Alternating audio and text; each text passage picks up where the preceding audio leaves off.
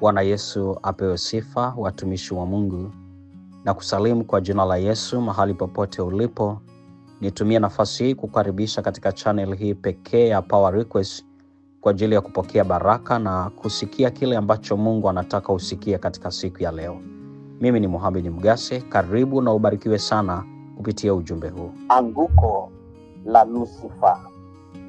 Jana nikawafundisha namna ambavyo jina lako linaweza kutumika na la mama yako kwa ajili ya kufunga baraka zako.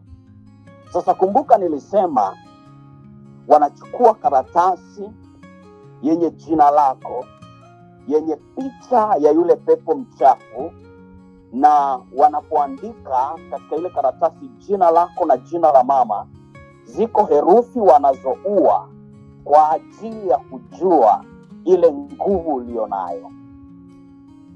Sasa nikasema karatasi aina ya kwanza hii itafungwa kwenye miti mirefu, na utendaji wa kazi wa ile karatasi kadri inavyopigwa na upepo ndivyo maisha yako yanavyoingia kwenye dhoruba.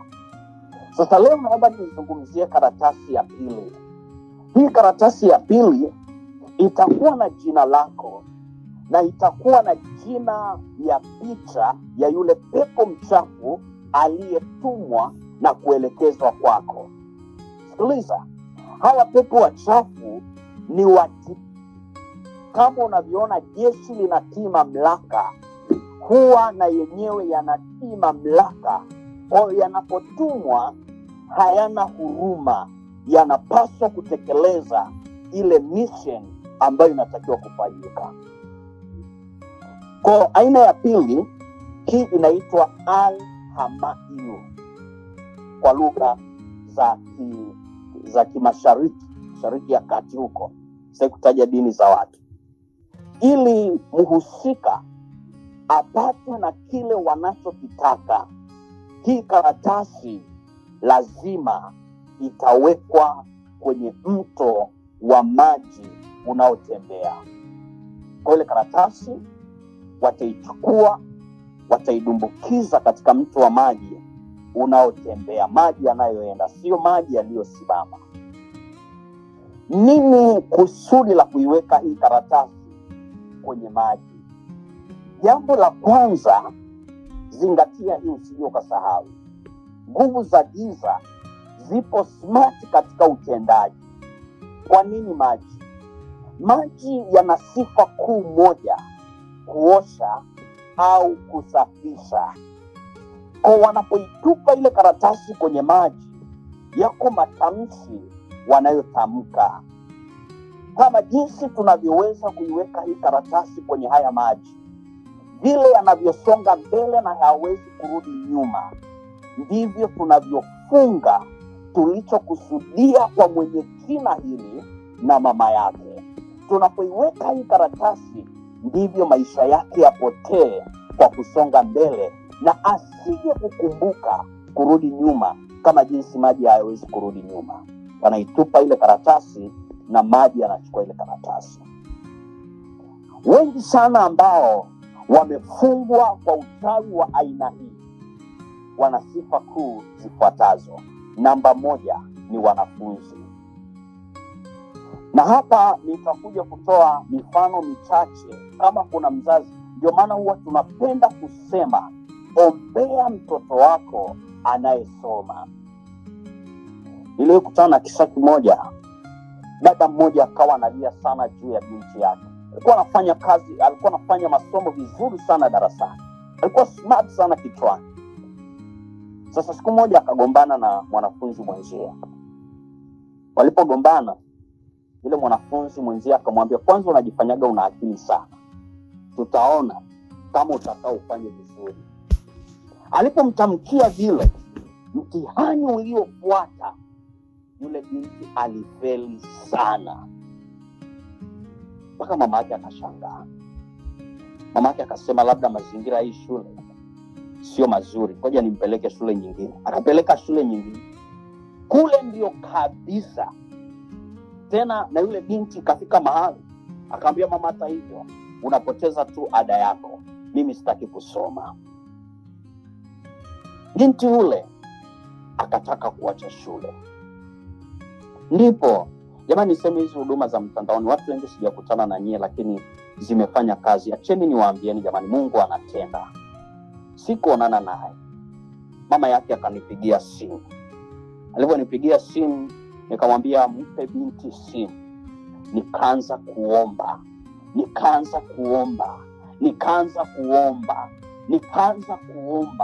Nakumbuka hiyo siku niliomba kwa muda wa kutosha. Sasa yule binti aliyemtamkia kwamba utaona, walikuwa wanaishi pia, hata nyumbani walikuwa wanaishi jirani. Yule binti alisikia kwa simulizi ambayo alikuja kupewa ushuhuda, ilitokea kishindo kikubwa sana kwenye paa lao, na yule binti pale akapata stroke. Yule ambaye alimtamkia utaona, yani zile nguvu za giza zilitoka kwa yule binti na zikaenda kulipa kisasi kwa yule binti ambaye alihusika. Baada yule mama akazushiwa kuwa ni mchawi. Nikamwambia mama, ni kweli mimi na yeye ni wachawi, kwa sababu Mungu ndio mchawi wa wachawi. Yaani usiogope kuitwa mchawi. Inategemea uchawi wako umeutoa wapi. Kama umeutoa kwa Yesu, kubali tu uchawi. Wewe kubali tu ni mchawi. Kwa sababu hata sisi by the way tunaloga kwa maombi. Haleluya. Kwa hii karatasi kadri inavyotembea, hapa ndipo wanapatikana watoto. Unashanga kwa sababu ile karatasi inavyotembea ndo akili za mtoto wako zinaondoka hivi. Ile karatasi inavyoelea kwenye maji ndivyo kumbukumbu zinaanza kupotea. Na wengi sana wanaofanyiwa hii ni wale watu ambao unakuta wametengenezwa ili akili zao zihame. Kuna muda utashangaa mume wako alikuwa mtu smart sana, alikuwa ni mtu anapata promotion kazini, alikuwa ni mwanaume mmoja wa maana, alikuwa ni mwanaume ambaye yuko makini. Ghafla unashangaa mwanaume anabadilika mpaka unaanza kuona vitu. Unaanza kusema kabisa, hapana, huyu hakuwa yule, huyu sio yule mume wangu. Kumbe tayari kwa sababu wamekwisha chukua jina lake masikini, wamekwisha fanya mambo, wamekwisha mtengeneza, wewe una mume bandia. Mume halisi walishachukua akili zake, wamezipeleka kwenye mito ya maji unaokwenda.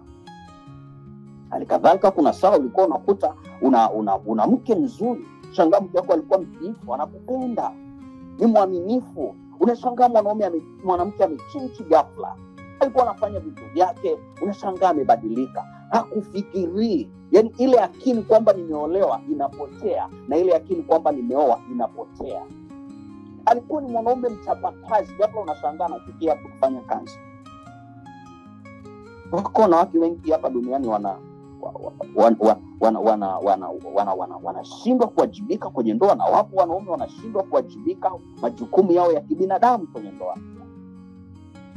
Kwa ziko nyakati ambapo nguvu za giza kama hizi wakishategesha hivyo, wanahakikisha matokeo na yanatokea kwa haraka.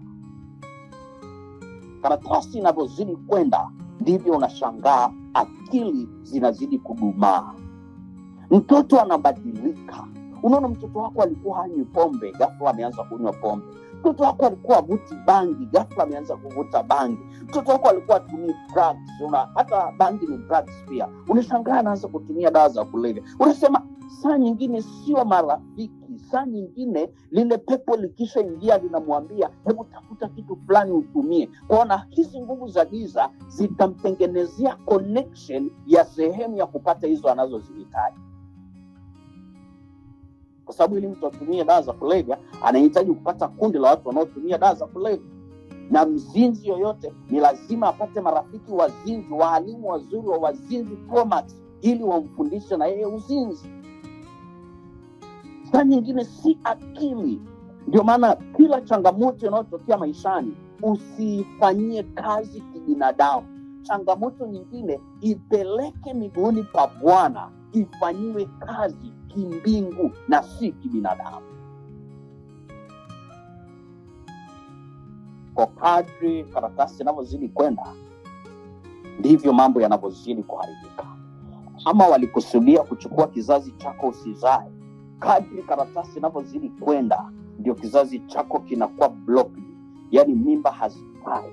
Ukibeba mimba zinatoka. Ukienda kwenye vipimo unaambiwa mrija mmoja una matatizo. Ukienda unaambiwa ukizaa mtoto mmoja hutazaa tena. Yaani unapewa simulizi ambazo hata ukizisikiliza huzielewi. Kumbe tayari shetani amekwisha weka block. Amekwisha block. Pepo wachafu amekwisha block. Na kwa jina la Yesu, kila block zilizowekwa kwenye maisha yako ziondoke. Mungu akusaidie na uwe huru kwa mamlaka ya jina la Yesu. Inahitaji sana ujasiri. Inahitaji sana kumtegemea Mungu kuliko ilivyo kawaida. Nyakati zote keti miguuni pa Bwana ukisikiliza sauti yake. Na niseme katika nyakati za siku za mwisho, shetani anafanya kazi sana. Kama jinsi sisi tunavyohubiri tufanye kazi ya Mungu kwa kusonga mbele, na yeye ndivyo anavyokazana kufanya kazi yake, kwa sababu anajua anao muda kidogo sana alionao. Muda kidogo sana. Kadri karatasi inavyozidi kutembea katikati ya maji, inavyozidi kuelea juu ya maji, ndivyo mambo yako yanavyoelea. Yaani hayaeleweki.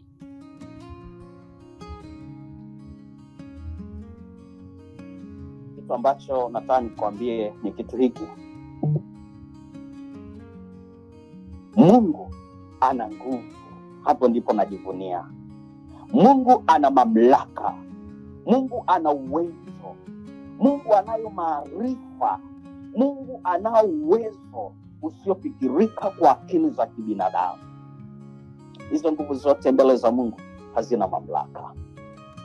Ndio maana Jumatano ya kesho nataka nikazungumze na Mungu sana juu yako. Na nisikilize juu yako.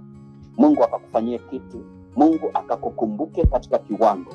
Ikiwa jina lako limewekwa juu ya maji, ikiwa jina lako linaelea juu ya maji katika mto fulani, inaelea juu ya maji katika ziwa fulani, inaelea juu ya katika bahari, inaelea juu ya maji katika eneo lolote, Bwana akashughulike na mambo hayo, kwa sababu yeye ni muweza wa yote na ni Bwana wa mabwana. Alishuka kuzimu akamnyang'anya shetani funguo, na hana mamlaka ya kuharibu maisha yako, maana Mungu ana nguvu na ni mfalme. Mungu ni rafiki yetu. Karatasi ya pili ambayo hapo kisha nitakuja kumalizia ya tatu. Nitakuja kumalizia ya nne ili tupate muda wa kuingia kwenye maombi. Na Jumatano ya kesho ukiweza tuungane pamoja kwenye maombi kwa jinsi utakavyoweka nadhiri, tutaingia kwenye maombi. Karatasi ya nne inaitwa Anari. Nari ni moto. Kwa ile karatasi wakishafunga jina lako, wanatafuta sehemu ambapo kuna mafiga, wale wanaopika kwa kutumia mafiga, sio gesi, mafiga. Kizungumza mafiga kwa watu wa Afrika mnajua. Kwa watatoa figa moja, na kazi hii itafanyika usiku. Usiku inakadiriwa kuanzia saa 6 mpaka saa 6:30.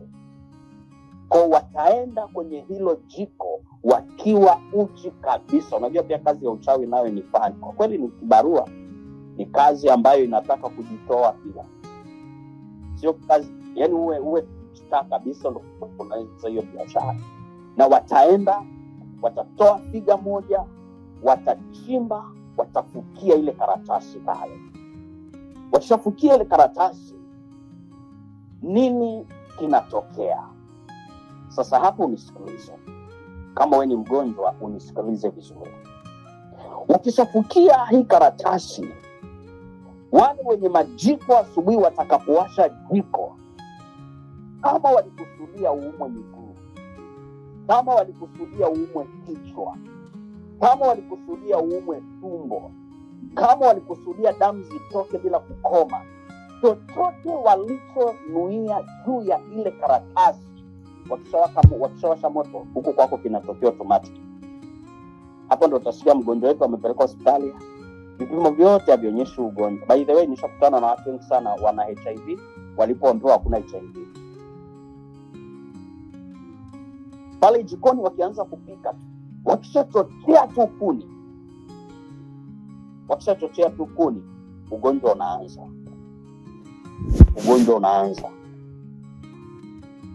Wakimaliza kupika, mgonjwa ana nafuu.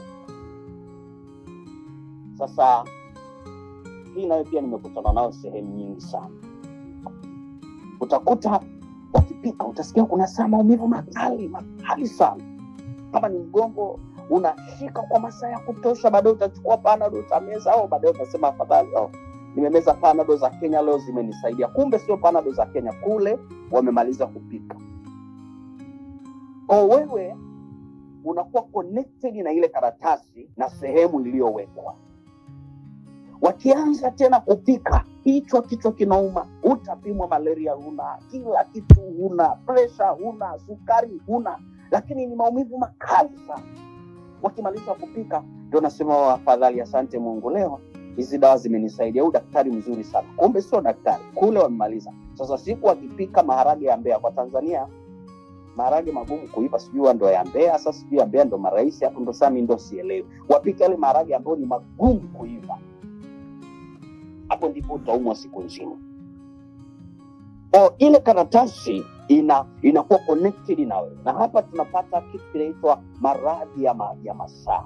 Kuna wakati unasikia miguu inawaka moto, kuna wakati unasikia tumbo linawaka moto, kuna wakati unasikia vitu vinachoma kwenye mwili. Yani ni lile pepo linakusulubisha, kwa sababu lengo la shetani ni usipate amani, usipate furaha. Shetani lengo lake usiyafurahie maisha yako.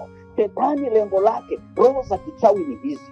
Roho za kichawi ni wewe kuto kufurahia maisha yako. Yani mchawi hayuko tayari kukuona unakunywa maji yako kwa furaha, hayuko tayari kukuona unasomesha watoto kwa furaha. Roho ya kichawi maana yake ni kwamba furaha yake akuone ukiwa kwenye mateso.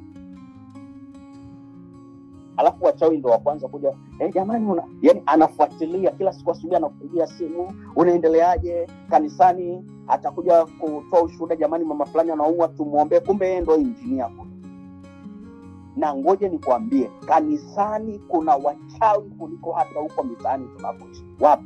Kuna mchawi anasoma Biblia, anasoma lesoni, somo la ukuziaji, anakariri na la nchi za mbali, anakariri Biblia yote, akisimama kwanza tu akiimba utadhani akitoka Roho Mtakatifu anafuata yeye, lakini kumbe ni wizard. Wapo tu vizuri. Yani akiimba ule wimbo wa Bwana uniinue juu, utaona kama anaenda mbinguni saa hiyo. Lakini kumbe ndani ya wake ni hatari. Mimi nilishaenda kuhubiri sehemu waliokuwa wanatutumia uchawi. Ni watu ambao wote na siku ya Sabato, mwinjilisti umenigusa, hubiri la leo jamani umenigusa kabisa. Mtu wa Mungu kaa hapa mtumishi nikupe ushuhuda. Kumbe moyoni ana la kwake. Hata niwaambie, huu ni wakati wa kumtazama Yesu. Ndio. Ni wakati wa kumtazama Yesu. Wengine wanaoturudisha nyuma kimaendeleo ni watu tunaoabudu nao. Wanaotuchafulia sifa, wanaotuchafulia heshima ni watu ambao tunawajua vizuri. Hebu Mungu akupe. Ndio maana wakati tunaanza mwaka niliwafundisha somo linasema, muombe Mungu akupe watu wa kusimama nao katika mwaka huu wa 2025. Kwa wale ambao walikuwepo katika semina ya kufunga mwaka na kuanza mwaka huu, waliofuatilia kwa makini, nilifundisha hilo. Unahitaji pia watu ambao utasimama nao kiroho. Utasimama nao, watakusaidia. Unahitaji watu ambao kazini kwako wanakuhurumia, wanakuelekeza vizuri. Watu ambao ukiwa na shida wanazibeba kwenye maombi. Yani wanahisia na wanaguswa na wewe juu ya mapito unayopitia. Watu ambao mioyo yao imeunganishwa na mbingu. Mungu akikupa watu kama hao, amekupa kitu cha thamani sana. Na ngoja nikwambie, Mungu anapokupa watu kama hao, mwombe Mungu pia akupe macho ya rohoni ya kuwajua na kuwaombea na kuwatendea mema pia. Kuna wakati mwingine hata Mungu anatupa watu wa kusimama nao, lakini shetani anakuonyesha kwamba hao sio watu sahihi. Yaani wale watu ambao ni sahihi, shetani anakuambia sio sahihi. Wale ambao sio sahihi, shetani anakuambia hawa ndio sahihi. Yaani kimsingi shetani yuko kinyume na kila mpango wa Mungu katika maisha ya watoto wa Mungu. Shetani yuko kinyume na kila kitu. Unapopata watu wa kusimama nao, unahitaji watu ambao wana upendo wa dhati ambao wanasimama na wewe katika kila hatua. Ukipata hao watu, wapende, waombee, wathamini, kwa sababu ni wa muhimu katika maisha yako. Kwa hapo utakuta kuna nyakati ambazo unapita kwenye hali za magonjwa. Magonjwa hayaonekani kwenye vipimo. Unatumia dawa za kienyeji, mwili wako unazidi kupungua, changamoto zinazidi kuwa ni nyingi za kiafya. Na shetani jinsi alivyo, mwanzoni ataruhusu watu wakusaidia katika changamoto yako, lakini utakapofika katikati, wale watu wanaanza kurudi nyuma mmoja baada ya mwingine. Na hawarudi tu nyuma, wanaanza kukusema, wanaanza kukuvunja moyo. Mama fulani ameumwa sana, tunasikia anaumwa hiki. Yaani hapo ndipo utaanza kutafutiwa magonjwa mengi zaidi. Na kumbuka hii, napoelekea mwishoni ili tuende kuomba, shetani hana mamlaka ya kutoa uhai wako. Shetani hana hiyo mamlaka. Ila shetani anachofanya ni kutafuta sababu ya wewe kupoteza maisha. Yaani shetani hawezi kuja kukushika akunyonge. Shetani anachokifanya, anakutengenezea scenario ambazo zitakupeleka kwenye kupoteza mauti yako, kwenye kupoteza maisha yako. Hiki ndicho kilitokea kwa mtu mmoja katika Biblia, anaitwa Yuda. Yaani Yuda, shetani alichokifanya kwa Yuda, alimwambia Yuda, msaliti huyu mwana wa Mungu. Yuda akamsaliti. Alafu shetani huyo akarudi akamwambia, kwa sababu shetani alijua Yuda asipokufa anaweza akaja kuomba msamaha akasamehewa. Shetani akamwambia, kisapili unajua nini? Chukua fedha ulizopewa na wale makuhani, enda uzitupe hekaluni. Akaenda akazitupa. Akamwambia, hapana, hiyo tu kuzurudisha hizi fedha hekaluni haitoshi, jiue, maana huna tena thamani, jiue. Shetani akamwambia, wewe jiue tu. Shetani anasimama nyuma yako anakuambia, jiue. Yaani kufa, kufa ni rahisi, jiue. Unaenda unajinyonga. Na unajua pia kuna mapepo yanasukuma watu kuwapeleka kwenye mauti. Kuna watu wengi sana wana roho za kufa. Wengi sana, tunaishi na wengi sana. Wengine hata walishawahi kuchukua dawa wakajaribu kunywa ili wafe. Ukimuuliza ni nini? Sababu ni ya ukweli. Kwamba sasa wewe nani anakupenda? Ona hata mama yako akujali. Ona baba yako akujali. Ona hata mgasi ukimtumia message anachelewa kujibu. Ona hata mchungaji wako ukimpigia simu hapokei. Ona hata rafiki yako aliyokuwa anakupa. Ona hata kazini sasa si bora tu kufa. Unajua ukifa unapumzika. Ukifa hizi shida hazitakuwepo. Anakutengenezea sababu nzuri sana. Na unakwenda kupoteza maisha yako. Unaenda unajiua. Shetani anafurahi, yes, huyu amekufa bila kuwa na tumaini. Ukigundua kuna roho ya mauti inakufuatilia, ikatae kabisa. Hata kama kuna magumu unapitia, hata kama kuna shida unapitia, hata kama unaumwa, hata kama huwezi, bado usikate tamaa. Angalia mbinguni, maana ndiko kuliko na uzima wako. Wewe inua tu macho mbinguni. Inua macho mbinguni. Kuna wakati utaona taabu zinaongezeka. Kuna wakati utaona shida. Sasa nakwambia, angalia hata mume wako siku hizi. Mume wako anakuchiti. Mume wako, angalia hata mke wako. Angalia hata mke wako siku hizi amebadilika. Bana, jiue, kufa. Hii nayo ni roho. Tutakuja kuwafundisha kwa mbele ya safari. Hiyo kufundisha. Yaani shetani anakutengenezea kitu ambacho ni haramu kwa Mungu, anakuletea. Kwani pale Eden nini kilitokea? Ndio ushawishi ule. Wewe Eva, kula haya matunda. Hawakula tu. Unajua huyo Mungu Bwana ana wivu sana. Anajua siku kila utafanana na yeye. Kula, yanafaa kwa chakula haya. Mbona ni kama mengine? Angalia rangi yake, angalia mti wake, angalia, kula tu, kula.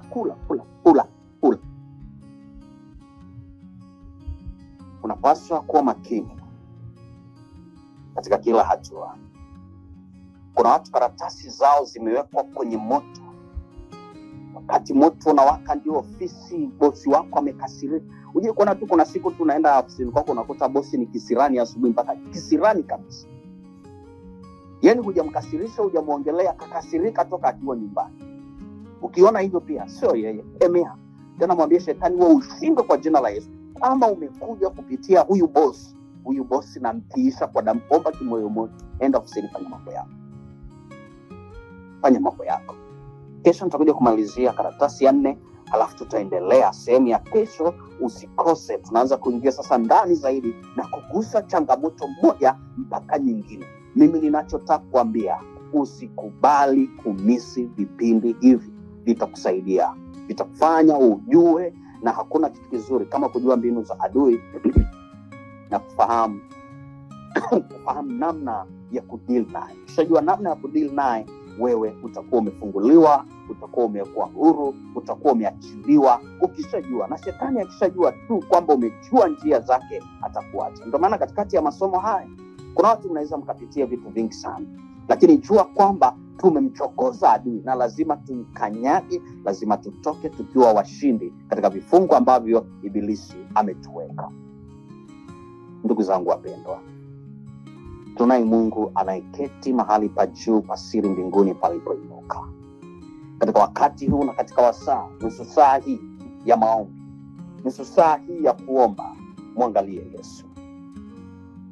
Ukiona kuna mabadiliko katika maisha yako, ukiona kuna vitu vinatokea usivyovielewa katika maisha yako, ukiona kuna mambo yanatokea yaliyo kinyume na wewe katika maisha yako, bado mwangalie Bwana.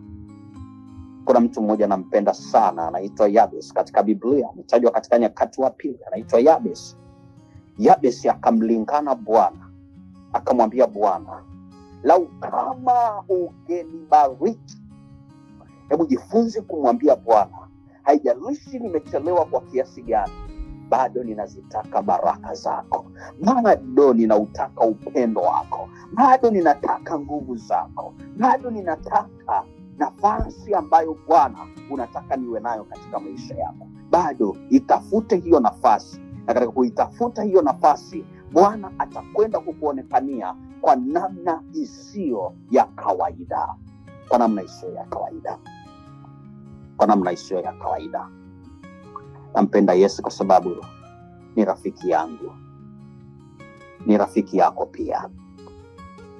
Ni Mungu, ni mshindi, ni mshindi, ni mshindi. Bwana watendee. Naona napokea message nyingi zina display juu. Watu wengi wananiambia mtandao unasumbua, wanashindwa kuingia. Ni mshindi. Ni kwa sababu ni vita. Kuna watu wengine ambao, hasa wale ambao shetani hataki kabisa wasikie, atawatengenezea sababu tu nzuri. Sababu tu nzuri. Lakini kwa jina la Yesu, kombolewa kuanzia sasa. Fumba macho yako. Fumba macho yako. Baba, katika jina la Yesu, wewe ni Mungu. Wewe ni mfalme. Wewe ni rafiki yetu mkubwa sana unayetupenda. Wewe unasema umetuchora katika viganja vya mikono yako. Na ndivyo ilivyo. Wewe ndiye yule Mungu ambaye hashindwi na jambo lolote. Wewe ndiye yule Mungu ambaye unatutoa katika kila mfumo wa adui. Wewe ndiye yule Mungu ambaye unatusamehe dhambi na makosa yetu na hatia zetu. Unatusamehe na kutuosha kwa damu yako. Wewe ndiye yule Mungu ambaye tunakufurahia na kukupenda katika maisha yetu. Wewe ni yule Mungu ambaye huchoki kutupigania. Mara zote umesimama na sisi. Ni wewe Baba. Katika masaa haya, na waleta watoto wako wa kike na wa kiume ambao tumekusanyika hapa miguuni pako Yesu. Macho yetu yakiamini kabisa yanatazama ule upendo wako. Ule upendo ambao haupimiki kwa akili za kibinadamu. Ule upendo ambao hauchunguziki kwa akili za kibinadamu. Tunakutazama Baba, unayeketi katika juu ya falme na mamlaka zote. Ufalme wako unaodumu, ufalme wako unaotawala. Katika masaa haya sasa, ninaachilia moto, ninaachilia moto, ninaachilia moto katika anga, katika maeneo ambayo watoto wako wapo. Ninaachilia moto katika ardhi ambayo watoto wako wamekanyaga. Ninaachilia moto kila sehemu ambayo shetani ameweka mapandikizi yake, karatasi zilizo kwenye maji. karatasi zilizo kwenye moto, ninaruhusu moto wa Yesu. Moto wa Yesu upenye, moto wa Yesu upenye wewe unayenisikiliza, katika jina la Yesu. Katika jina la Yesu napitisha moto, napitisha moto. Baba, ruhusu moto, ruhusu moto kwenye familia, ruhusu moto kwenye ndoa, ruhusu moto Baba, katika jina la Yesu. Takasa maisha ya hawa watoto wako, takasa mapito yao, takasa biashara zao, takasa kazi zao, katika jina la Yesu. Kuna watu ambao shetani amewatengenezea magonjwa. Unajua hili nini? Ili wasifanye kazi, maana wakifanya kazi wanabarikiwa, na wakibarikiwa wanafanya kazi yako. Kwa shetani ameanza kuleta ujanja wa kuruhusu magonjwa, wa kuruhusu uvimbe katika matumbo ya watoto wako, wa kuruhusu kansa zilizotengenezwa, wa kuruhusu HIV bandia. Baba, katika jina la Yesu naomba kila aliyefungwa na magonjwa, kila aliyefungwa na roho za adui, kila aliyefungwa na nguvu za giza, natamka umeme, natamka moto katika jina la Yesu. Achilia Baba, hawa watoto wako wote wafunguliwe, hawa watoto wako wote waachiliwe, na watembee wakijua kabisa Mungu na walinda, Mungu na watunza, katika jina la Yesu. Wewe ambaye ni mgonjwa, wewe ambaye ni mgonjwa, uponywe na Yesu kuanzia sasa.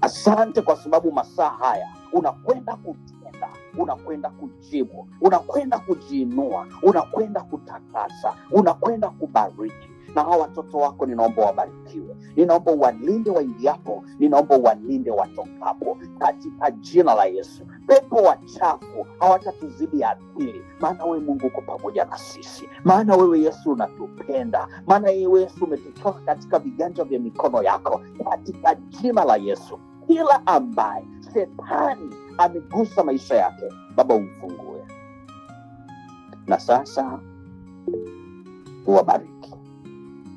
Magonjwa ya masaa kuanzia sasa na yakataa, yale magonjwa yanayokuja kuanzia sasa na yakataa, katika jina la Yesu. Watoto waliokataa shule kuanzia sasa warudi shuleni, watoto wanaofeli shuleni kuanzia sasa wafaulu shuleni, watoto wasiotii wazazi kuanzia sasa watii wazazi, ndoa zilizopitishwa kwenye migogoro kuanzia sasa ukalete amani, watoto wasiopatana na wazazi wao kuanzia sasa ulete mapatano, katika jina la Yesu. Usiruhusu pepo wachafu kutesa hawa wateule wako. Baba, asante, maana kwanza wanakupenda, wanakuheshimu na wanatambua uwepo wako katika maisha yao. Asante kwa ajili ya huduma hii ambayo umeisimamia mwenyewe, ambayo umeendelea kunipa uvuvio kwa ajili ya kuwalisha neno lako na kuwatunza. Asante kwa ajili yao, na neema yako kubwa ikaonekane katika maisha yao Baba, katika jina la Yesu. Ombi langu lingine ninaloliomba ni hili, ninaomba Yesu usituache. Kuna wanaume na wanawake katika huduma hii wamesimama na kazi yako, wamesimama na mipango yako. Mpaka leo tunasikia siri hizi. Kuna watu ambao wameendelea kuwa baraka kwa kazi yako. Hawajaona umasikini kukutolea, hawajaona umasikini, wamekwisha fanya mara nyingi kwa ajili yako. Na Baba, hao uwabariki, uwatunze, na sadaka zao ziendelee kunena mbele zako daima. Halafu kesho tena tulete hapa. Siku ya kesho yote nimeitoa wakfu kwa ajili ya kuwaombea hawa watoto wako.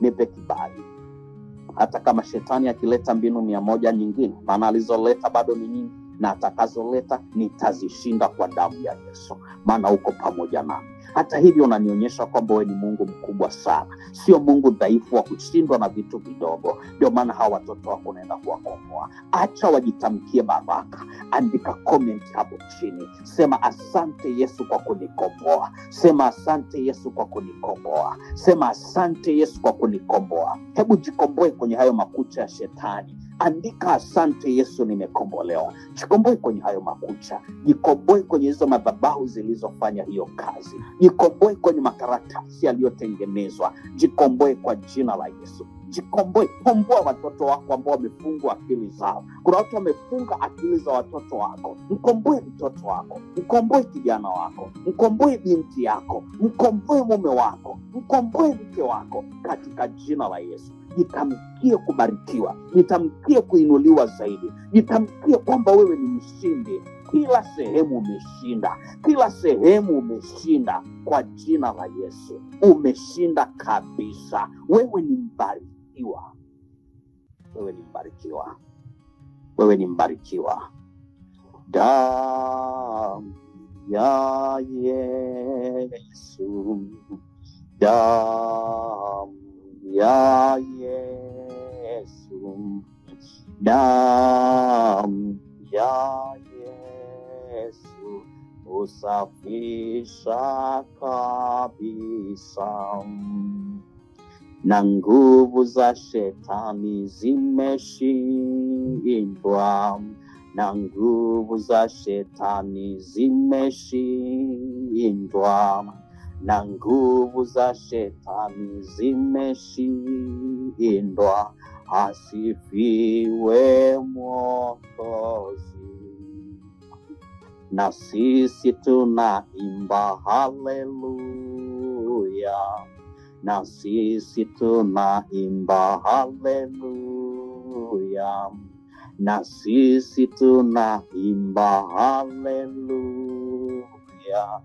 Asifiwe Mwokozi. Katika usiku wa leo, imba haleluya, imba haleluya, imba umekombolewa. Mwambie Yesu asante kwa kunikomboa.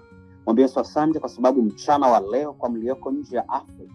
Mwambie Yesu usiku wa leo kwa tulioko Afrika, Yesu unaenda kunikomboa, unaenda kunibariki, unaenda kuniinua kazini. Mlioko hapa jitamkieni mambo makubwa. Usikubali, usiridhika na sehemu uliyopo. Mwambie Mungu akutendee miujiza kama Daniel. Daniel akazidi kuwa mashuhuri katika serikali na akadumu katika falme nyingi zilizotawala Israeli. Hata wewe unaweza, hata wewe unaweza. Katika jina la Yesu unaweza. Wewe ambaye leo unajiona huna kazi, Mungu akakutetea kwa jina la Yesu. Mungu akakupe kazi. Wewe ulioko hapa una kazi, Mungu afungue baraka za kazi, kwa sababu tu utakuwa mwaminifu kwake. Na bariki maisha yako ingiapo na utokapo. Mungu akulinde uketipo na usimamapo, katika jina la Yesu Kristo wa Nazareti. Nimekutamkia baraka mpaka tutakapokutana tena kesho katika huduma hii, na tutaendelea kuzifichua siri za shetani, na mwisho wa yote Bwana atatuweka huru, na neno lake linasema tutakuwa huru kweli kweli. Asanteni na Bwana wabariki, na watakieni usiku mwema na kutakia mchana mwema. Asanteni na kwaheri.